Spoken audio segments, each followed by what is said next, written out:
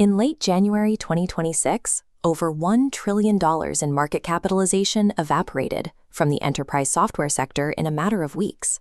The iShares Expanded Tech Software Sector ETF dropped nearly 30%.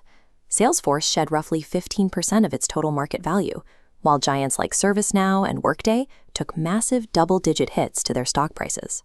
Up until late 2025, enterprise AI was built around chatbots and copilots. You typed a prompt, the AI generated an output, and then you, the human operator, manually applied that output to your work. Then, companies like Anthropic and OpenAI launched enterprise agent frameworks. Instead of acting as a passive tool that required constant human direction, the AI became an autonomous digital worker. Investors quickly recognized the shift. These autonomous agents bypass traditional software interfaces entirely, effectively destroying the per-seat subscription model that built Silicon Valley. This wasn't a dip, it was a structural repricing of the entire tech sector. Unlike traditional automation's rigid if X then Y pathways, agentic AI uses a flexible 4-layer architecture. The planner breaks goals into subtasks. The tool router connects to external APIs. The verifier self-corrects mid-flight. Finally, an observability layer logs all actions for human oversight. Under the old Copilot model, you might ask an AI to summarize a meeting. You'd then copy that text, open Jira, paste it in, and manually message your team. An agent skips the human mediator. It monitors the Slack conversation, routes it to the correct API, and writes the Jira ticket autonomously, without you ever opening the application.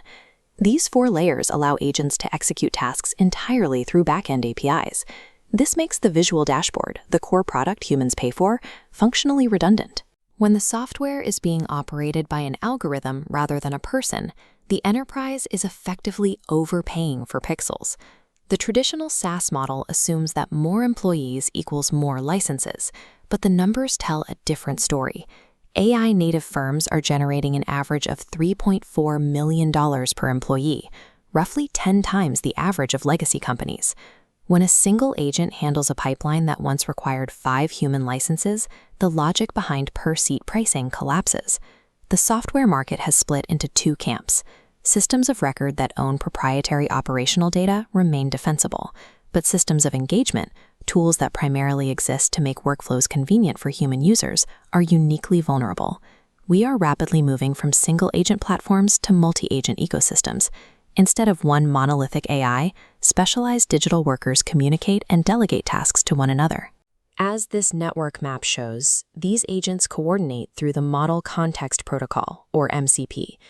This provides a standardized layer that allows disparate agents to share context and securely pass data packets to one another. The enterprise software market is being valued by a radically different metric. It no longer matters how many humans click through a platform's interfaces. What matters is the raw operational outcomes its AI ecosystems can deliver. Despite the market shift, moving agentic system from a pilot phase into a production environment involves significant friction. This data visualization chart tracks enterprise agent projects. Note the sharp decline here. Gartner predicts that 40% of these initiatives will be canceled by 2027. These failures aren't usually caused by the AI models themselves. They're the result of escalating compute costs, inadequate governance, and vulnerabilities like poisoned memory. The foreign organization can safely grant an agent write access to its core databases. It requires strict runtime safety validation and isolated identity controls to prevent unauthorized actions. Organizations must restructure their data and workflows for AI operators. If they continue building for human users, they'll be paying for digital interfaces that no one ever clicks.